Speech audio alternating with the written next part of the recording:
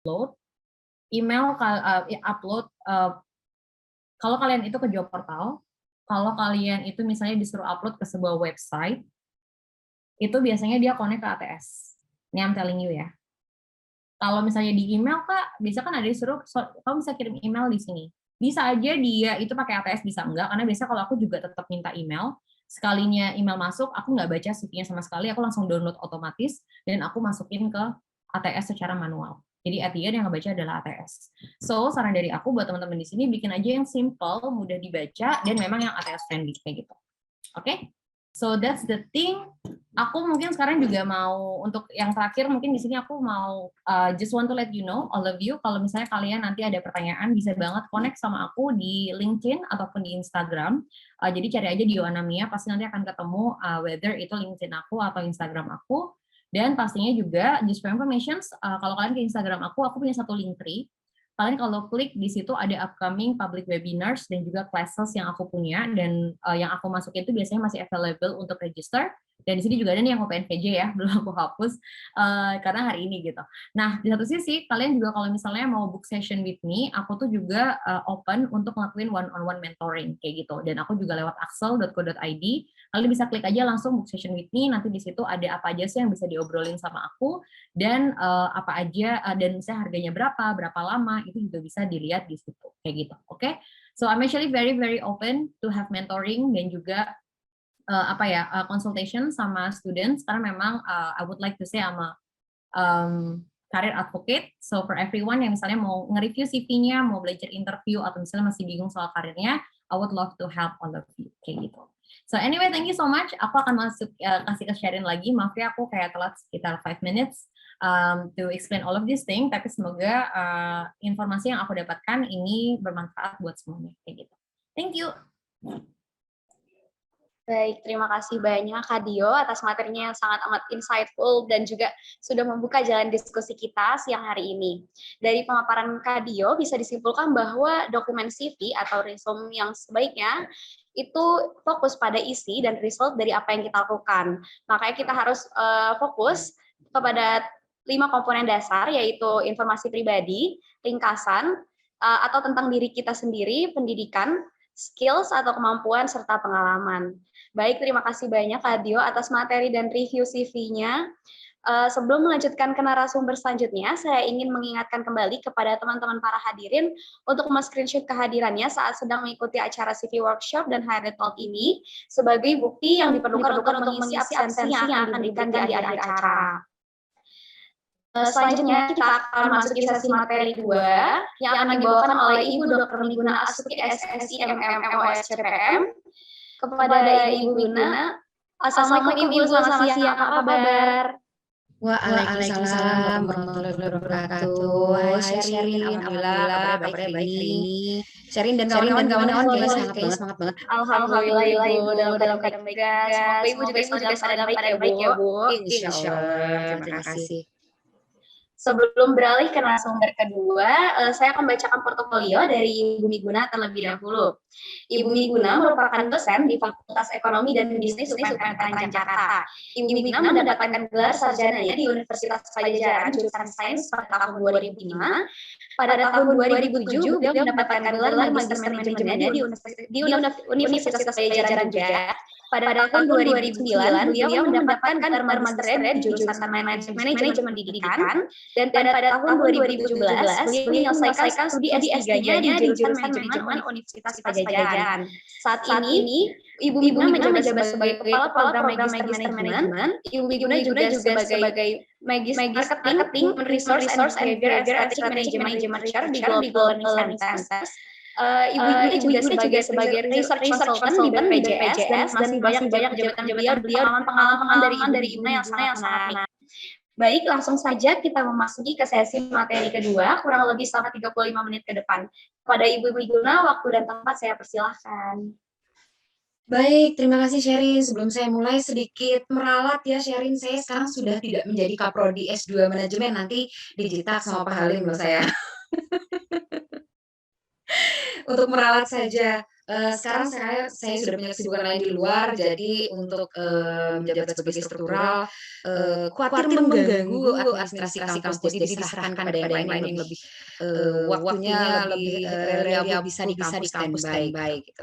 Baik, sekali lagi saya ucapkan terima kasih untuk perkenalannya Sherin, kesannya hebat banget padahal biasa aja, insya Allah.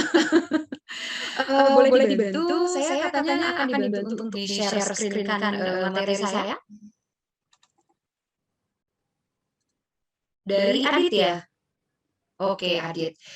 Baik, untuk yang belum kenal saya, nama lengkap bisa dibaca Miguna Astuti, ada yang panggilnya Ibu Miguna, ada yang panggilnya Miss Nina. Jadi biasanya kalau di kampus UPN Veteran Jakarta, kalau ada mahasiswa yang dulu lagi offline ya, sekarang sih online kan jarang ketemuan. Lagi offline itu ketemu di koridor bilang, Miss, I wanna practice my English. Biasanya mereka otomatis spontan panggil saya Miss Nina.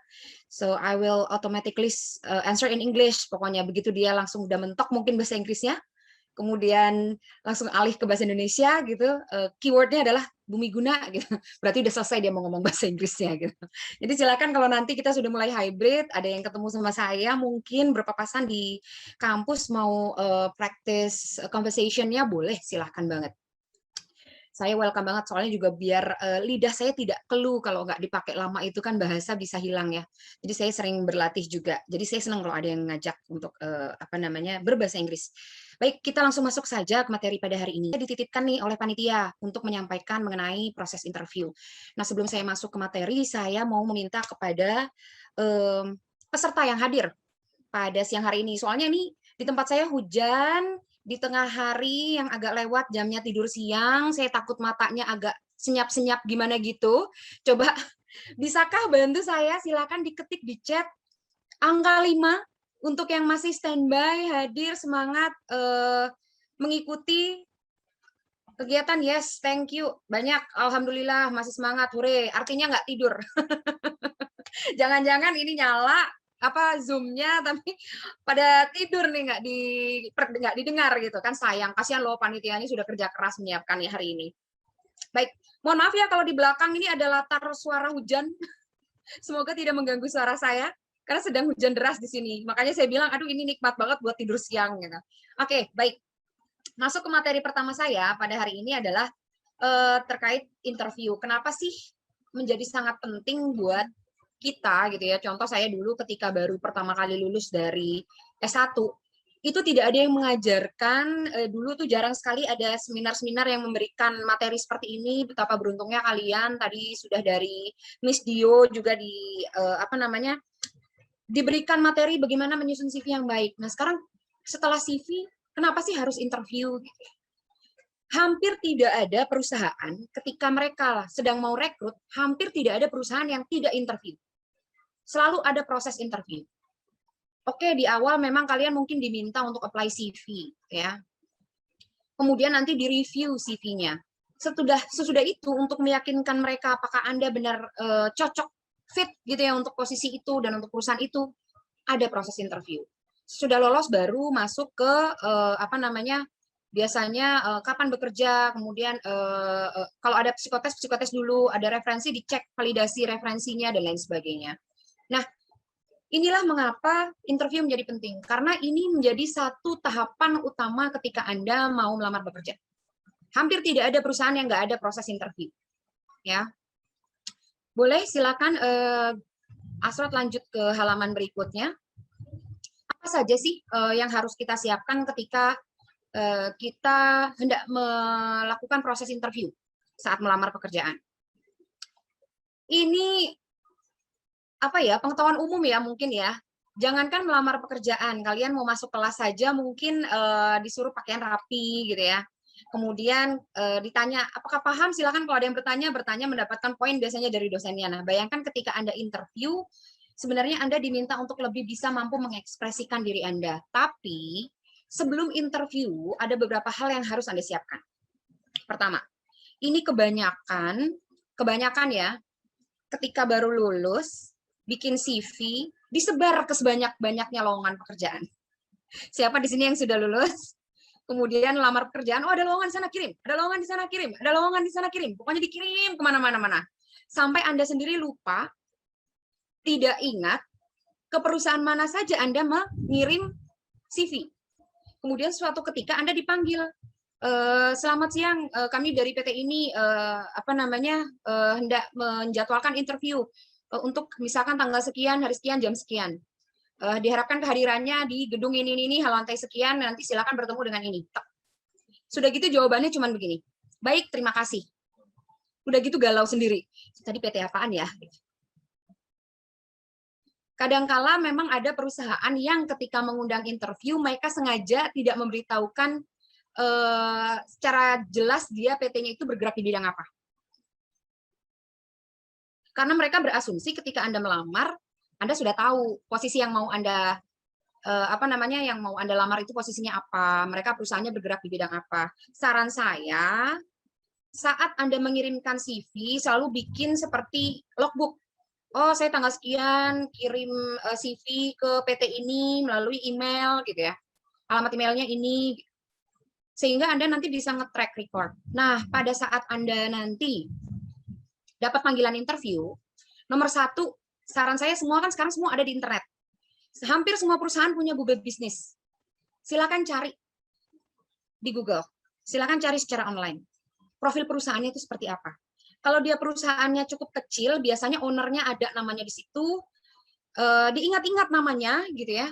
Siapa tahu yang menginterview Anda adalah dia. Akan sangat menambah poin bagi Anda apabila Anda mampu mengingat nama dan kemudian saat perkenalan dengan Bapak ini, ya ampun Pak, salam kenal saya ini gitu. Tidak menyangka langsung ownernya terima kasih untuk kesempatan saya wawancara hari ini gitu. Itu poin plus buat kalian.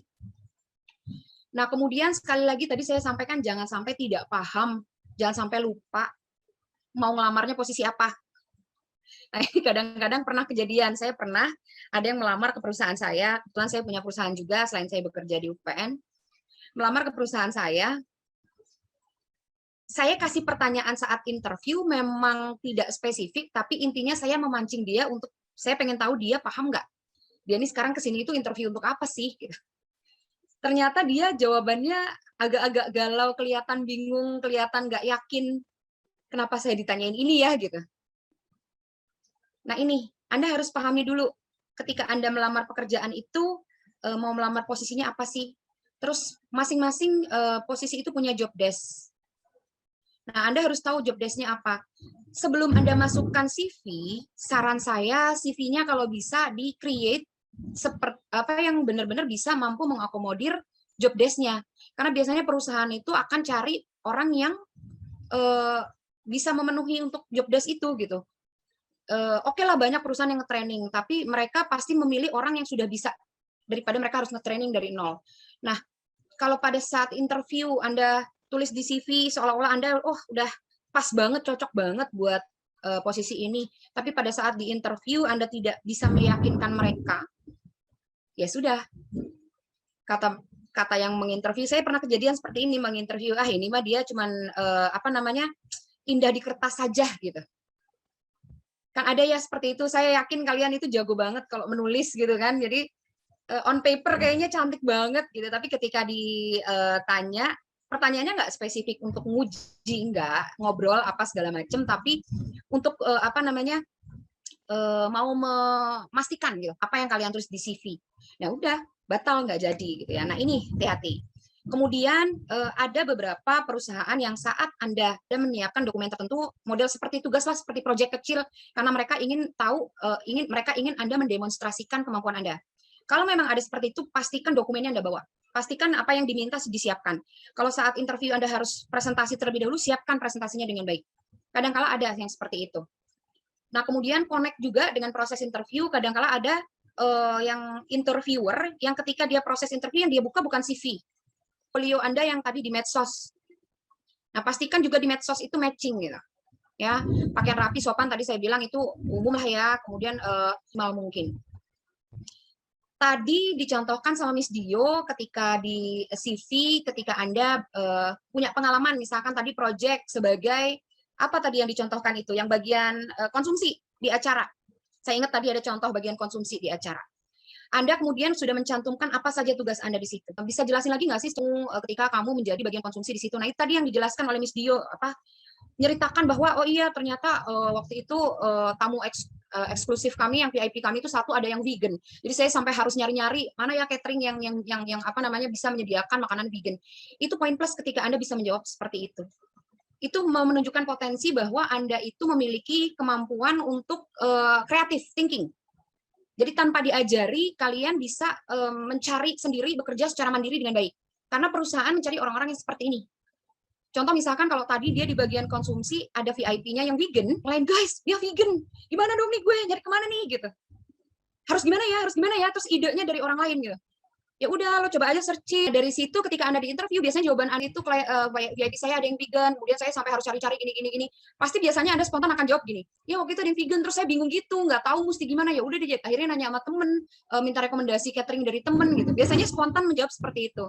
Jadi saran saya, apa yang sudah kalian tulis di CV, di rehearse ya, di rehearse gimana poin-poin itu ketika ditanya nanti secara mendetail apa sih sebenarnya gitu. Kalian mau menceritakannya itu seperti apa, itu kayak sudah ada skripnya, kalau bahasa saya skrip ya. Kesannya kayak bohong, tapi kan enggak. Itu memang yang benar yang apa yang kalian kerjakan, hanya saja cara penyampaiannya yang baik, benar-benar sesuai dengan poin-poin yang ada di CV gitu ya. Nggak usah bertele-tele.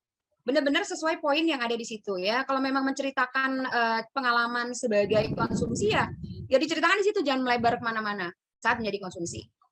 Nah kemudian sekali lagi bahasa tubuh. Kalau saya tipe orang yang sangat peduli sama gesture.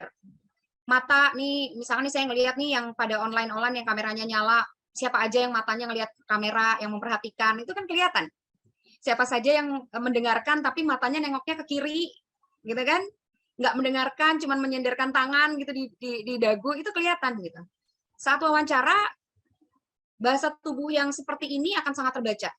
Ketika Anda nervous, gugup, biasanya kalau interviewer yang sudah berpengalaman, dia akan berusaha untuk membuat Anda rileks dulu.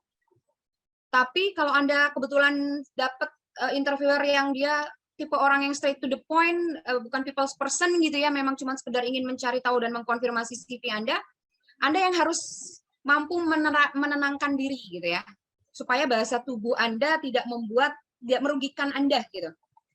Ya. Dan jangan lupa berjabat tangan. Eye contact.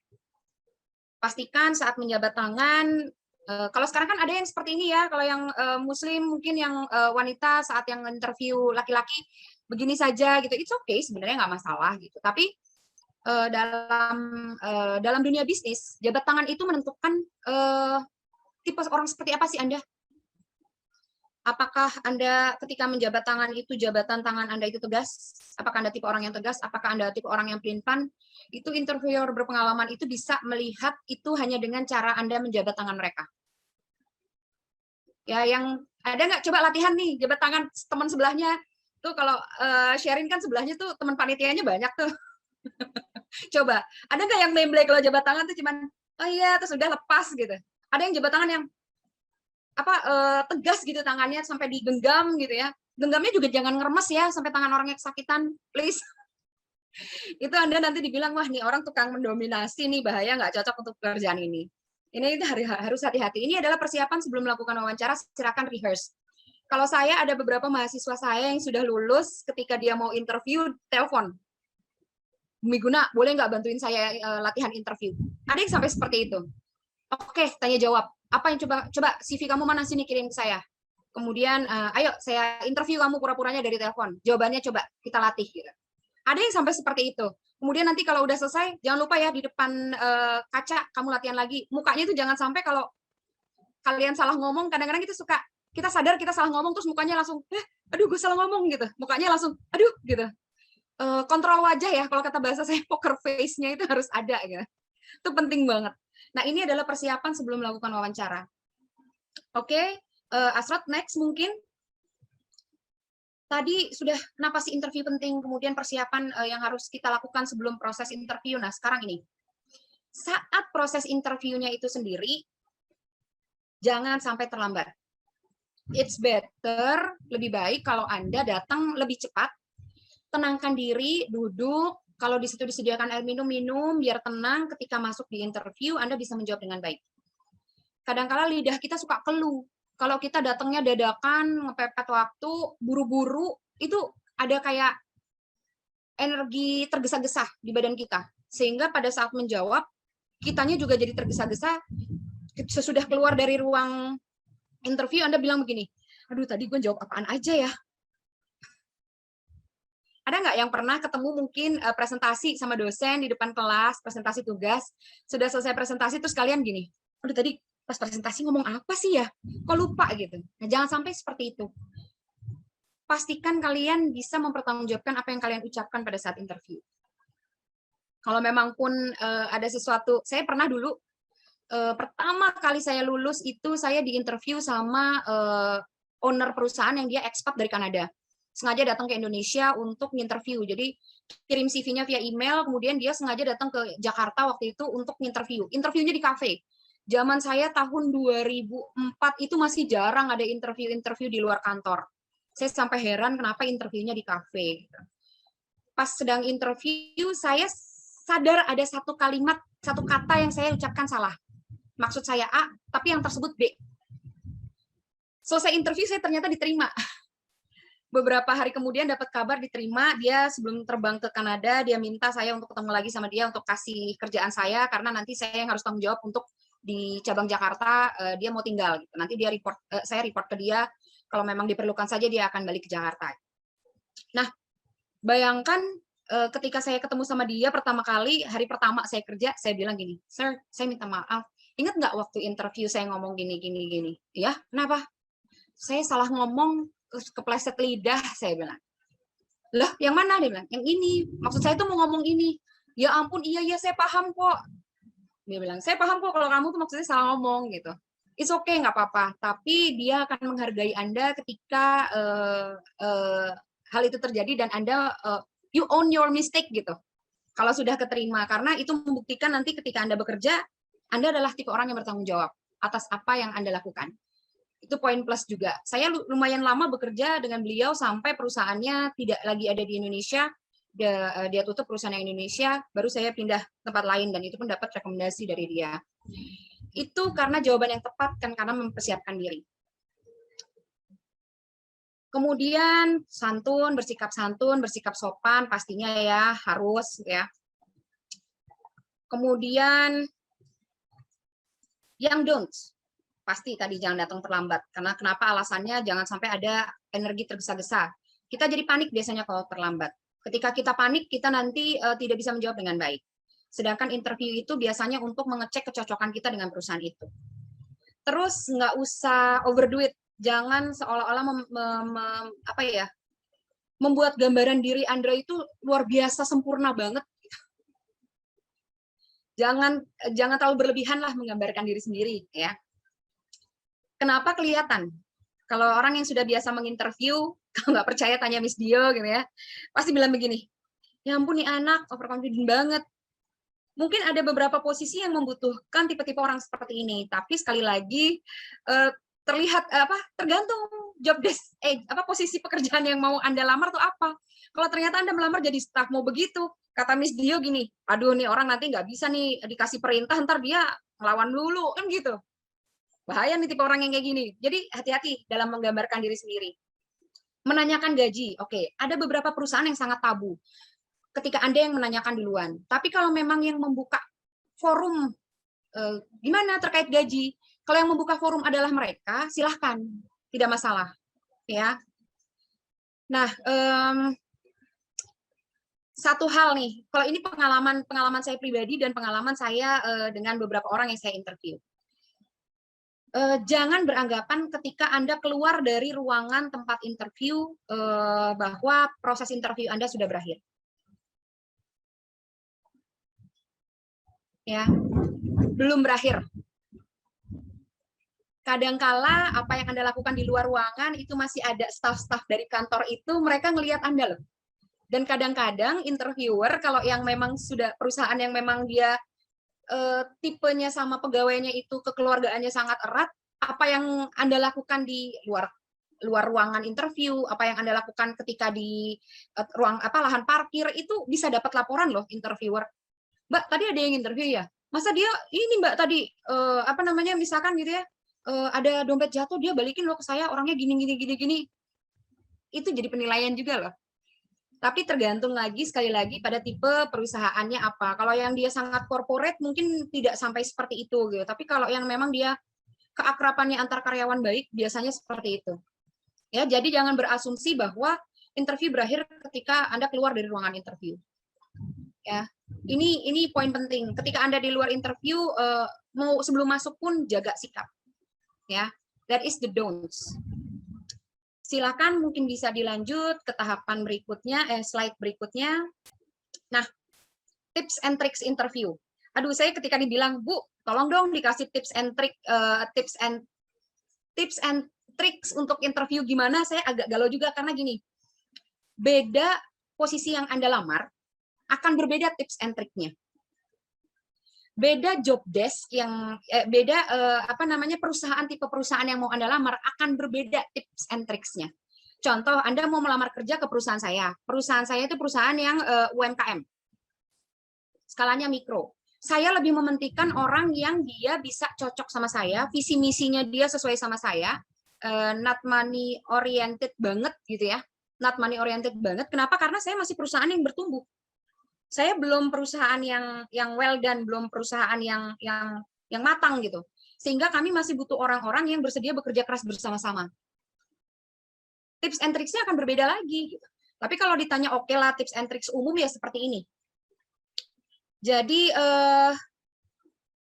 hindari penjelasan yang berbelit. Nah, ketika menjelaskan, ketika kita ditanya mengenai satu pengalaman kita ditanyakan mengenai satu experience kita atau pendidikan kita, saat menjelaskan itu selipkan cerita bahwa seolah-olah kita bisa pengalaman kita dalam bekerja dengan tim. Contoh tadi yang konsumsi salah satu VIP kami vegan, salah satu VIP kami dia karnivora banget, dia bilang pokoknya saya mah segala yang daging oke lah gitu. Ini gimana nanti, apakah mereka harus duduk bersama atau tidak, itu saya koordinasi. Tidak hanya dengan bagian saya yaitu konsumsi, saya berkoordinasi dengan bagian acara. Bagaimana sittingnya mereka nanti? Karena pastinya yang vegan ketika akan melihat orang di depannya makan yang meat, semua serba daging, dia akan geli juga mungkin melihat, ya ampun nih orang nggak ngehargain gue banget, nggak ngelihat di piring gue ini isinya daun semua gitu, misalkan gitu ya. Itu hal-hal seperti itu adalah tips and tricks interview. Jadi pada saat Anda diminta untuk menjelaskan mengenai pengalaman kerja Anda, kemudian menjelaskan mengenai pendidikan Anda, selipkan. Terus jangan kebanyakan mikir ya. Kadang-kadang ditanya gini, dulu kuliah di mana? Masa kuliah di mana aja mikirnya sampai 5 menit? Doesn't make sense kan? Pasti tahu dong Anda kuliahnya di mana gitu. Mikirnya jangan terlalu lama. Pernah punya pengalaman apa aja gitu, nggak usah pikirnya terlalu lama, langsung sebutkan saja gitu ya. Karena itu Anda harus hafal apa yang Anda tuliskan di CV Anda. Itu persiapan tadi di awal. Persiapan sebelum wawancara tadi. Nah, memang benar kadangkala ada seperti ini. Kalau interviewer yang sudah berpengalaman, kayak Miss Dior, saya yakin sudah tahu nih mana-mana saja orang yang saat interview dia mah jawaban diplomatis yang standar doang nih, dia nggak mau kelihatan jelek nih pas di interview, sudah bisa baca. Tapi memang jawaban yang baik adalah jawaban yang diplomatis dan tidak muluk-muluk. Kenapa Anda dianggap nanti sombong misalkan, ketika dianggap sombong nanti HRD mikir kan dia mau saya tempatkan sama tim ini. Nanti kayaknya nggak masuk nih sama tim yang sudah ada sekarang gitu. HRD itu pasti memikirkan seperti itu karena ketika menerima orang baru dia harus mempertimbangkan tim yang sudah ada saat itu di perusahaannya, ya. Kemudian satu hal yang penting sekali adalah poin berikutnya, jangan pernah membuka aib tempat kerja Anda sebelumnya. Anda misalkan sudah pernah magang di mana, Anda ditanya pengalaman. Terus Anda ditanya nih, pasti ada pertanyaan gini, kenapa berhenti dari perusahaan itu? Kenapa nggak lanjut magang di situ? Boleh tahu nggak? Boleh ceritain nggak? Jangan sampai terungkap hal buruk di sana. Misalkan ternyata karena, iya sebenarnya saya di sana itu, karena saya nggak suka banget suasananya di sana tuh, udah jam kerjanya nggak beraturan, kadang saya suka di telepon malam, nggak perlu disebutin. Anda cukup bilang saja bahwa, ya tadi diplomatis, tidak muluk-muluk gitu. Iya, kebetulan memang meskipun saya di sana mendapatkan pengalaman yang cukup baik karena di sana saya pertama kali bekerja, namun saya ingin lebih mendapatkan pengalaman di berbagai bidang. Sehingga saya memutuskan setelah kontrak saya habis di situ, saya memutuskan untuk saya mau coba di tempat yang lain karena saya ingin mengembangkan diri saya. That is diplomatic answer gitu ya. Jangan jelek-jelekan perusahaan Anda sebelumnya gitu. Kemudian kalau saat Anda melamar pekerjaan dan